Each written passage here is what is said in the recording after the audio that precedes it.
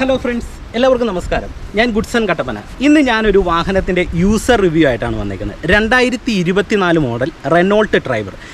ഒരു വാഹനത്തെ നമ്മൾ മനസ്സിലാക്കാതെ ഒരു കാരണവശാലും വിലയിരുത്തരുത്. വിലയിരുത്തി നമ്മൾ കൃത്യമായിട്ട് മനസ്സിലാക്കിയിട്ടേ ഒരു വണ്ടി എടുക്കാവുള്ളൂ. അത്തരത്തിൽ എല്ലാ ഓപ്ഷൻസോടും കൂടിയ ഒരു വാഹനം, ഒരു ഫാമിലി കാറാണ് റെനോൾട്ട് ഡ്രൈവർ എന്ന് പറയുന്നത്. അപ്പോൾ അതിൻ്റെ ഒരു യൂസർ റിവ്യൂ ആണ് നിങ്ങളുമായിട്ട് പങ്കുവെക്കുന്നത്. ഒരു യൂസറിൻ്റെ അനുഭവം നിങ്ങൾ കേട്ട് നോക്കുക. എന്നിട്ട് ഈ ഒരു വാഹനം നിങ്ങൾ മേടിക്കാനായിട്ട് ഉദ്ദേശിക്കുന്നുണ്ടെങ്കിൽ നിങ്ങൾക്ക് തീർച്ചയായിട്ടും എടുക്കാം. അതിന് ഇതിൻ്റെ ഓണറായിട്ടുള്ള ജോമോൻ ചേട്ടനെ ഞാൻ നമ്മുടെ ചാനലിലേക്ക് സ്വാഗതം ചെയ്യുന്നു. ജോമോൻ ചേട്ടൻ എൻ്റെ ഒരു ബ്രദറാണ്, ഒപ്പം തന്നെ എൻ്റെ ഏറ്റവും നല്ലൊരു സുഹൃത്തും കൂടെയാണ്. അപ്പോൾ അദ്ദേഹത്തെ നമ്മുടെ ചാനലിലേക്ക് ഏറ്റവും സ്നേഹത്തോടെ സ്വാഗതം ചെയ്യും. നമസ്കാരം. ജോമോൻ ചേട്ടൻ എന്നോട് വിശേഷമൊക്കെ? സന്തോഷമായിട്ടിരിക്കുന്നു. ഓക്കെ, ജോമോൻ ചേട്ടനെ ഒന്ന് പരിചയപ്പെടുത്താം.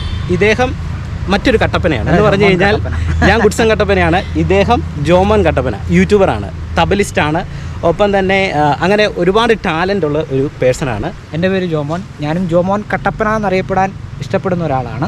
കാരണം നാടിനെ സ്നേഹിക്കുന്ന ഒരു വ്യക്തികളാണ് ഞങ്ങളെല്ലാവരും. അതെ, ഓക്കെ. അതുകൊണ്ടാണ് ജോമോൻ കട്ടപ്പന എന്ന് ഇട്ടിരിക്കുന്നത്. എനിക്കൊരു ചാനലുണ്ട്, യൂട്യൂബ് ചാനലുണ്ട്. അതെ, ഞാൻ തബല അതിലൂടെ പഠിപ്പിക്കുന്ന വ്യക്തിയാണ്. അതിലുപരി എനിക്കൊരു മ്യൂസിക് ഷോപ്പുണ്ട്. അതും കട്ടപ്പനയിലാണ്. JK's മ്യൂസിക് ഹബ്ബ് എന്നാണ് അത് അറിയപ്പെടുന്നത്. അത്യാവശ്യം എല്ലാ സംഗീത ഉപകരണങ്ങളും ഉള്ള ഒരു ഷോപ്പാണ് JK മ്യൂസിക് ഹബ്ബ് എന്ന് പറയുന്നത്. ജോമോൻ ചേട്ടൻ എങ്ങനെയുണ്ട് വണ്ടി?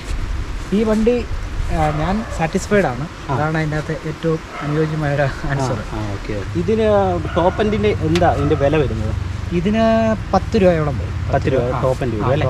10 രൂപ. അത്യാവശ്യം എല്ലാ ഫെസിലിറ്റിയും ഉള്ളൊരു ഉണ്ട്. ഇതിൻ്റെ ഒരു ഓൾറൗണ്ട് പ്രകടനമാണ് എന്നെ ഇതിലേക്ക് ആകർഷിച്ചത്. ഓക്കെ. ശരിക്കും പറഞ്ഞാൽ ഞാൻ ഒരാഴ്ച കൊണ്ടെടുത്ത തീരുമാനമായിരുന്നു. ഒരാഴ്ച കൊണ്ടാണ് ഞാൻ ഈ വണ്ടി എടുക്കാനായിട്ട് തീരുമാനമെടുത്തത്. കാരണം അതിന് മുമ്പ് ഞാൻ പല വണ്ടികൾ നോക്കുകയും എൻ്റെ കൊട്ടേഷൻ എടുക്കുകയൊക്കെ ചെയ്തു. അങ്ങനെ ഇരിക്കുമ്പോൾ നമ്മുടെ ഒരു സുഹൃത്ത് റെനോൾട്ടിൽ തന്നെ ജോലി ചെയ്യുന്ന ഒരു പുള്ളിക്കാരനാണ് ഇങ്ങനെ പറഞ്ഞ്. അപ്പോൾ അത് ഞാൻ അത്ര മൈൻഡ് ചെയ്തില്ല, കാരണം പുള്ളി റെനോൾട്ടിൽ ജോലി ചെയ്യുന്നതാണ്, അതുകൊണ്ടായിരിക്കാം. പക്ഷേ ഞാൻ പിന്നെ അതിനെ പുള്ളി ഒരു വീഡിയോ ഒക്കെ കാണിച്ചു. ഞാനിത് ഇതിനെക്കുറിച്ച് കൂടുതൽ പഠിച്ചപ്പം ഒരു സാധാരണക്കാരനായ വ്യക്തികളെ സംബന്ധിച്ച് എടുക്കാൻ പറ്റിയൊരു വണ്ടി. ഒത്തിരി ഓപ്ഷൻസ് ഉണ്ട്, ഒത്തിരി ഫെസിലിറ്റി ഉണ്ട്. അതിൽ എനിക്ക് ഏറ്റവും ഇഷ്ടം തോന്നിയ 3 കാര്യങ്ങളാണ്. ഒന്ന്, ഇതിൻ്റെ 7 സീറ്റർ എന്നുള്ളത്. 2, ഇതിൻ്റെ മൈലേജ്. അപ്പോൾ തന്നെ വലി. 3 കാര്യങ്ങളും ഇത് 3ആണല്ലോ സംബന്ധിച്ച് മെയിൻ ആയിട്ട് ഒരു സാധാരണക്കാരൻ നോക്കുന്നത്. ഇതൊരു ഫാമിലി കാറാണ്. ശരിക്കും ഫാമിലി കാർ. 7 പേർക്ക് ഡ്രൈവർ കൂടാതെ 7 പേർക്ക് സുഖമായിട്ട് യാത്ര. അപ്പോൾ തന്നെ ഞാൻ ടെസ്റ്റ് ഡ്രൈവ് നടത്തി നമ്മുടെ മെട്ടുക്കുഴി മലയുടെ മണ്ടലോട്ട് കയറിപ്പോൾ അവിടെ ഒരു ഓഫ് റോഡിലാണ് ഓടിച്ചത്.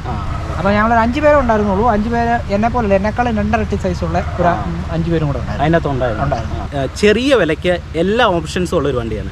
ഒരുപാട് വാഹനങ്ങളിൽ, അതായത് ഈ വിലയിൽ വരുന്ന ഒരുപാട് വാഹനങ്ങളിൽ കാണാത്ത പല ഓപ്ഷൻസും ഈ ഒരു വണ്ടിയിൽ ഉണ്ട്. ഇത് ശരിക്കും പറഞ്ഞാൽ ഒരു ഫാമിലി കാറാണ്. അതോടൊപ്പം തന്നെ ഈ വണ്ടി ഗ്ലോബൽ എൻക്യാപ്പിൽ 4 സ്റ്റാർ നേടിയ വണ്ടിയാണ്. അതുകൊണ്ട് തന്നെ നമുക്ക് അത്യാവശ്യം വണ്ടിക്ക് നല്ല സേഫ്റ്റിയും 4 എയർ ബാഗ് വരുന്നുണ്ട്. അങ്ങനെയുള്ള സംവിധാനങ്ങളൊക്കെ ഉള്ള ഒരു വാഹനമാണ് നിലവിൽ. ജോമോൻ ചേട്ടൻ ഓടിച്ചൊരു മൈലേജ് എങ്ങനെയുണ്ട്? മൈലേജ് 17 കിലോമീറ്റർ ഹൈ റേഞ്ചിലുണ്ട്. 16-17 കിലോമീറ്റർ ഹൈ റേഞ്ച് കിട്ടുന്നുണ്ട്. ലോ റേഞ്ചിലോട്ട് പോകുമ്പോൾ ഒരു 20 കിലോമീറ്റർ എനിക്ക് കിട്ടുന്നു. 20 കാരണം എന്താണെന്ന് വെച്ചാൽ ഞാൻ പാലക്കാടിന് ഞങ്ങളൊരു 7 പേര് പോയിട്ട് എനിക്ക് തോന്നുന്നു 6000 രൂപയുടെ അങ്ങോട്ട് പെട്രോളാന്ന് അടിച്ചിട്ട് പാലക്കാട് അട്ടപ്പാടി അഗളി അത്ര ദൂരമുണ്ട്. പോയിട്ട് തിരിച്ച് വന്നിട്ട് ഇവിടെ കിടന്ന് ഞാൻ പിന്നെയും 2-3 ദിവസം ഓടി. അത്രയും മൈലേജ് വണ്ടിക്ക് ഉണ്ട്, ഓൾറെഡി ഉണ്ട്. ഇനി ഒറ്റയ്ക്ക് സഞ്ചരിച്ചാലും ഒരു 5 പേരുടെ സീറ്റിൻ്റെ കാറിൻ്റെ അതേ മൈലേജ് ഇതിനുണ്ട്. ഇതിനുണ്ട്. അതെ. ഇതിൻ്റെ സർവീസ് ഒക്കെ എങ്ങനെയുണ്ട്?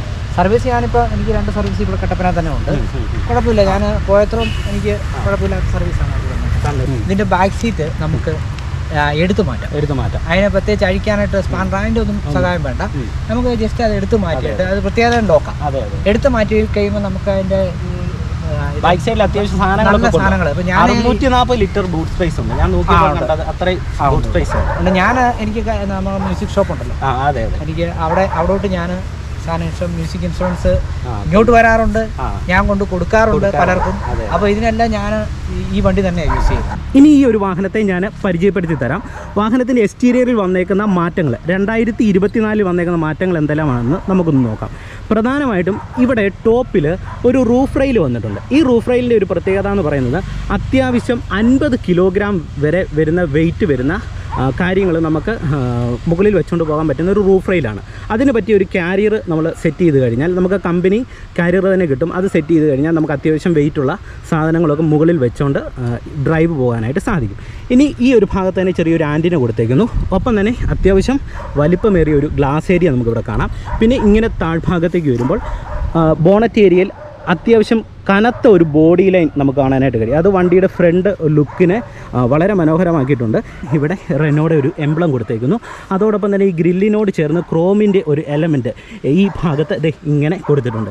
പിന്നെ ഇവിടെ ഒരു പ്രൊജക്ടർ ഹെഡ്ലാമ്പ് നമുക്ക് കാണാനായിട്ട് സാധിക്കും. ഇതിനോടൊപ്പം തന്നെ ടേൺ ഇൻഡിക്കേറ്റർ ലൈറ്റിൻ്റെ ഓപ്ഷൻസ് കൊടുത്തേക്കുന്നു. തൊട്ട് അടിഭാഗത്തായിട്ട് ഇവിടെ ഒരു LED DRL കൊടുത്തേക്കുന്നു. ഇതിൻ്റെ സൈഡിൽ നമുക്കൊരു ക്രോമിൻ്റെ എലമെൻറ്റ് കാണാനായിട്ട് കഴിയും. പിന്നെ ഈ തൊട്ട് അടിഭാഗത്തായിട്ടാണ് എയർ ഡാം വന്നേക്കുന്നത്. അതിനോട് ചേർന്ന് ഒരു സ്കിപ്പ് ലൈറ്റും നമുക്ക് കാണാനായിട്ട് കഴിയും. ഇത് ശരിക്കും പറഞ്ഞാൽ ഒരു ഡ്യുവൽ ടോൺ വാഹനമാണ്. ഈ വണ്ടിയുടെ എല്ലാ വേരിയൻറ്റും 7-8 കളറും കണ്ട് ഇറങ്ങുന്നുണ്ട്. ഡ്യുവൽ ടോണാണ്. ഒപ്പം തന്നെ നമുക്ക് ബോഡി കളറായിട്ടുള്ള ഒരു സൈഡ് വ്യൂ മിറർ ഇവിടെ കൊടുത്തേക്കുന്നു. അതോടൊപ്പം തന്നെ ഈ മിററിനോട് തന്നെ ചേർന്ന് ഒരു ടേൺ ഇൻഡിക്കേറ്റർ ലൈറ്റ്സ് ഈ ഒരു ഭാഗത്ത് കൊടുത്തിട്ടുണ്ട്. അത് ഈ വാഹനത്തിൻ്റെ ഒരു പ്രത്യേകതയാണ്. ഒപ്പം തന്നെ നമുക്ക് ഈ മിറർ വാഹനത്തിൻ്റെ ഉള്ളിലിരുന്ന് ഇലക്ട്രിക്കലായിട്ട് അഡ്ജസ്റ്റ് ചെയ്യാനായിട്ടുള്ള ഒരു ഓപ്ഷനും വാഹനത്തിന് കൊടുത്തേക്കുന്നു. ഇനി ഈ ഒരു വശത്തിലേക്ക് വരുന്ന സമയത്ത് നമുക്ക് ഇവിടെ ഒരു റെനോൾട്ടിൻ്റെ എംബ്ലം കൊടുത്തേക്കുന്നു. ഇത് നമുക്ക് ഇവിടെ ഈ ഫ്രണ്ട് ഡോർ ഹാൻഡിലിൻ്റെ അടുത്തും അതോടൊപ്പം തന്നെ സെക്കൻഡ് റോ സീറ്റിൻ്റെ ഈ ഒരു ഭാഗത്ത് നമുക്ക് കാണാനായിട്ട് കഴിയും. പിന്നെ ഈ ഒരു ഭാഗത്ത് ശരിക്കും പറഞ്ഞാൽ ഒരു ക്ലാഡിങ് വേണ്ടതായിരുന്നു എനിക്ക് തോന്നി. ഇവിടെ ഒരു ശരിക്കും പറഞ്ഞാൽ ഒരു ബ്ലാക്ക് മാറ്റ് ഫിനിഷോട് കൂടിയ ഒരു സ്റ്റിക്കറാണ് കൊടുത്തേക്കുന്നത്. ഇവിടെ ഒരു ക്ലാഡിങ് ഉണ്ടായിരുന്നെങ്കിൽ കുറച്ചും കൂടെ നല്ലതാണെന്നുള്ളൊരു ചിന്ത എനിക്ക് തോന്നിയായിരുന്നു. പിന്നെ ഈ ഒരു പ്രൊഫൈലൊക്കെ വരുമ്പോൾ അത്യാവശ്യം ഈ ഒരു ഭാഗത്തെ ബോഡി ലൈനും ഈ ഒരു കർവും ഒക്കെ വാഹനത്തിൻ്റെ ഈ സൈഡ് പ്രൊഫൈലിലുള്ള കാഴ്ചകൾ വളരെ മനോഹരമാകുന്നുണ്ട്. ഇനി ബാക്ക് സൈഡിലേക്ക് വരുന്ന സമയത്ത് ഇതാണ് വാഹനത്തിൻ്റെ ബാക്ക് സൈഡിൽ വരുന്ന ആ ഒരു മാറ്റം എന്ന് പറയുന്നത്. 2024 വന്ന ചേഞ്ച് എന്ന് പറയുന്നത്. ഇവിടെ ഈ ഒരു ഏരിയ കൃത്യമായിട്ട് ബാക്ക് സൈഡിൽ വരുന്ന ഈ ഒരു ഭാഗവുമായിട്ട് ചേർന്നാണ് ഈ ഒരു ടെയിൽ ലാമ്പ് വന്നിരിക്കുന്നത്. അതായത് ഇവിടവും ചേർന്നുള്ള ഒരു ടെയിൽ ലാമ്പാണ് വാഹനത്തിന് വന്നിരിക്കുന്നത്. ഇവിടെ നമുക്കൊരു റിയർ വൈപ്പർ കാണാം. അതോടൊപ്പം തന്നെ ഡിഫോഗർ കൊടുത്തിട്ടുണ്ട്, ഒരു സ്റ്റോപ്പ് ലാമ്പ് കൊടുത്തിട്ടുണ്ട്. ഇവിടെ മുകൾ ഭാഗം ബ്ലാക്ക് മാറ്റ് ഫിനിഷാണ്. റെനോൾട്ടിൻ്റെ എംബ്ലം കൊടുത്തിട്ടുണ്ട്. ട്രൈബർ എന്ന് പറയുന്ന ബാഡ്ജിങ് ഉണ്ട്. പിന്നെ അടിഭാഗത്തേക്ക് വരുമ്പോൾ ഇവിടെ ബ്ലാക്ക് മാറ്റ് ഫിനിഷോട് കൂടിയ ഒരു ഏരിയ കാണാം. ഇവിടെ തന്നെ നമുക്കൊരു പാർക്കിംഗ് സെൻസേഴ്സ് അവൈലബിൾ ആണ്. പിന്നെ അടിഭാഗത്ത് ചെറിയൊരു സ്കിപ്പ് ലൈറ്റ് പോലെ തോന്നുന്ന ഒരു ഏരിയയും നമുക്ക് ഈ ഒരു ഭാഗത്ത് കാണാനായിട്ട് കഴിയും. ഇനി വാഹനത്തിൻ്റെ ഉൾവശത്തെ ഒരു വ്യൂ നിങ്ങളെ കാണിച്ചു തരാം. ഇപ്പോൾ ഫ്രണ്ടിലേക്ക് വരുന്ന സമയത്ത് നിങ്ങൾ നോക്കുക, അത്യാവശ്യം വളരെ മനോഹരമായിട്ടുള്ള ഒരു സ്റ്റിയറിംഗ് വീൽ നമുക്ക് ഇവിടെ കാണാനായിട്ട് കഴിയും. ഇവിടെ നമുക്ക് കോൾ എടുക്കാനായിട്ടുള്ള ഓപ്ഷൻ, അതോടൊപ്പം തന്നെ ഓളിയത്തിൻ്റെ കൺട്രോളിൻ്റെ ഓപ്ഷൻസ് ഭാഗങ്ങളൊക്കെ ഇവിടെ കൊടുത്തേക്കുന്നു. ഈ ഒരു ഭാഗത്ത് റെനോയുടെ ഒരു എംബ്ലം കൊടുത്തേക്കുന്നു. അതോടൊപ്പം തന്നെ അതിനോട് ചേർന്ന് തന്നെ ഒരു ക്രോം എലമെൻറ്റ് ഈ ഒരു ഭാഗത്ത് കൊടുത്തേക്കുന്നു. പിന്നെ ഈ ഒരു ഭാഗത്ത് ഡിജിറ്റൽ മീറ്റർ കൺസോളാണ് വന്നേക്കുന്നത്.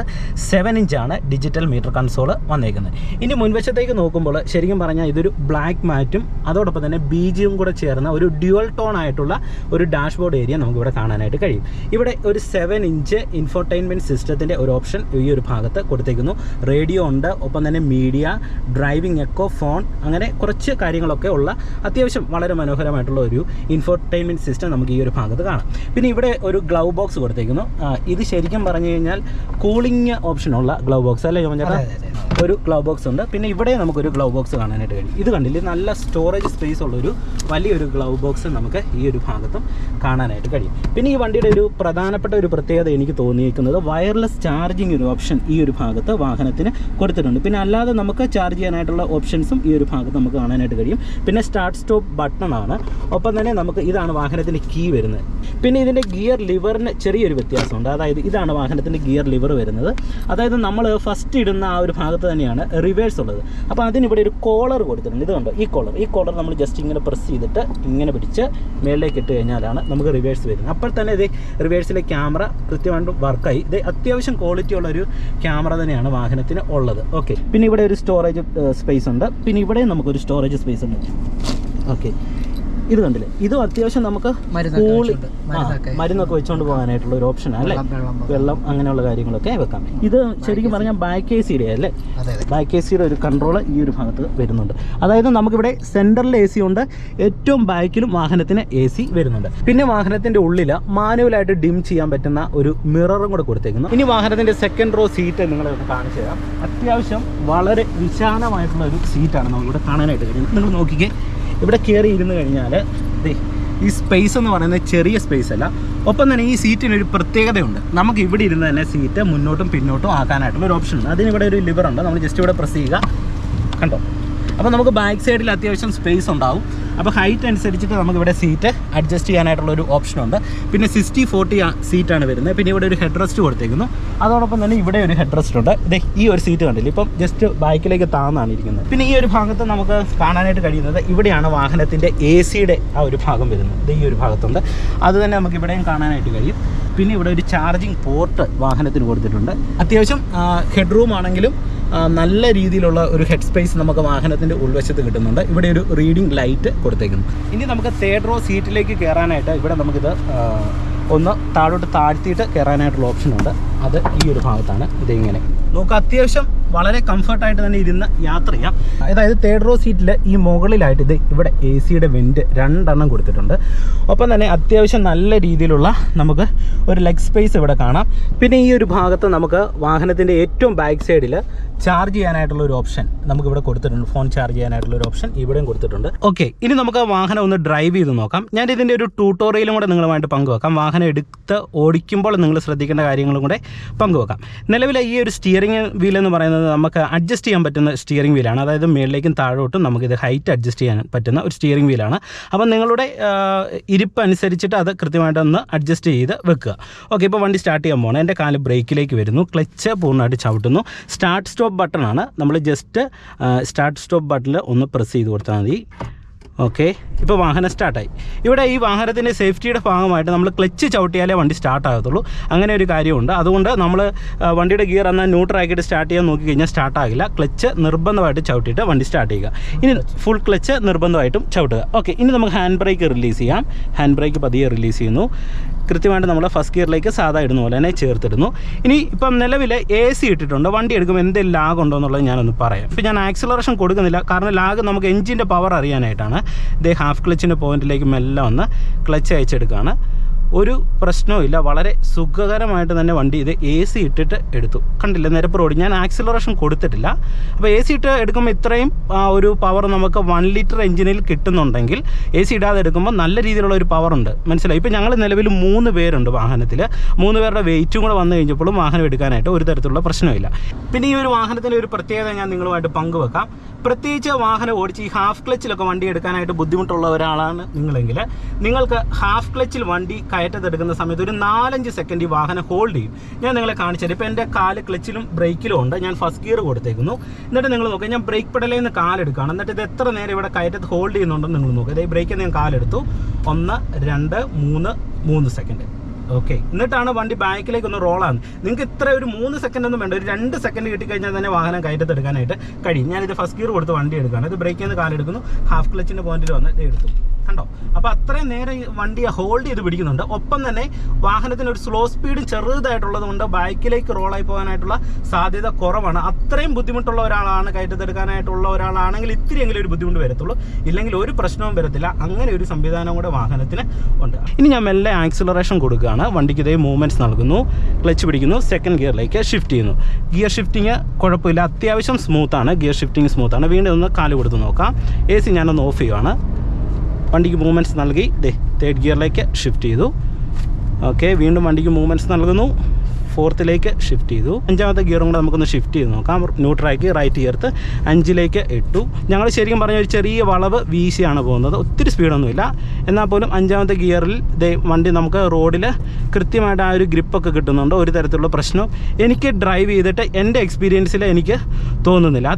ജോമൻ ചേട്ടൻ ലോങ് ഡ്രൈവ് പോയിട്ട് എങ്ങനെ ഉണ്ടായിരുന്നു? ലോങ് ഡ്രൈവ് പോയിട്ട് ഒരു ക്ഷീണം ഉണ്ടായിട്ടില്ല. യാത്ര ഞാൻ പാലക്കാട് ഏറ്റവും ലോങ് യാത്ര ചെയ്ത് പാലക്കാടാണ്. അട്ടപ്പാടി അകലേക്ക് പോയത്. അത് ഞാൻ അങ്ങോട്ടും ഇങ്ങോട്ടും ത്രൂ ഔട്ട് ഞാൻ ഡ്രൈവ് ചെയ്യുമായിരുന്നു. തന്നെയാണ് ഡ്രൈവ് ചെയ്ത് പോയത്.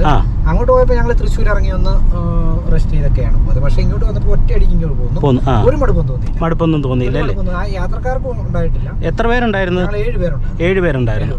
മൈലേജും അത്യാവശ്യം കിട്ടിയല്ലേ? അത്യാവശ്യം കിട്ടി. ഞാൻ ഏറ്റവും ലോങ് പോയത് അതാണ്. പിന്നെ ഞാൻ മിക്കവാറും ഈ ബിസിനസ് ബന്ധമായിട്ട് ബന്ധപ്പെട്ട് എറണാകുളം, തൊടുപുഴ എപ്പോഴും പോകാറുണ്ട്.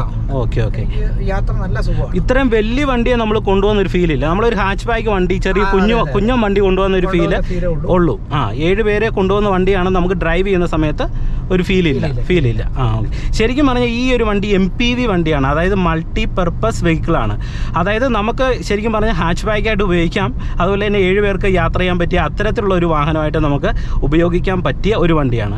അപ്പം എല്ലാം കൊണ്ടും വാഹനം ഡ്രൈവ് ചെയ്ത അനുഭവം വെച്ച് എനിക്ക് പ്രശ്നമൊന്നും തോന്നില്ല. ഇപ്പം നിങ്ങൾ നോക്കുക, 3rd ഗിയറിലാണ് ഞാൻ പോയിക്കൊണ്ടിരിക്കുന്നത്. ഒരുപാട് കാലമൊന്നും കൊടുക്കുന്നില്ല. ഇത് 37 കിലോമീറ്റർ സ്പീഡേ ഉള്ളൂ വാഹനത്തിന്. ഇതേ ഒത്തിരി കാലമൊന്നും കൊടുക്കാതെ വളരെ സുഖകരമായിട്ട് ഡ്രൈവ് ചെയ്യാം. 3 പേരെ ഇപ്പോൾ ഉള്ളൂ നിലവിൽ വാഹനത്തിൽ.